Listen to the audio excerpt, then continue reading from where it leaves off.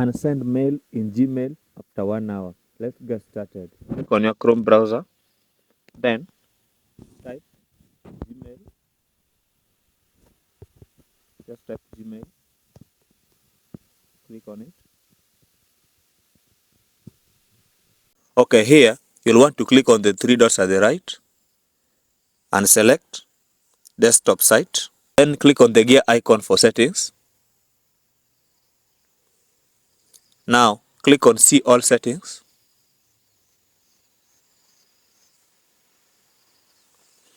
Scroll down here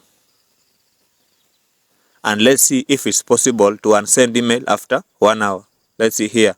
Gmail only allows us to unsend email after 30 seconds. So if you see any video claiming that you can unsend video after 1 hour, that's not possible. I'll update you if Gmail updates this feature. Thank you guys for watching. Let's meet in the next video.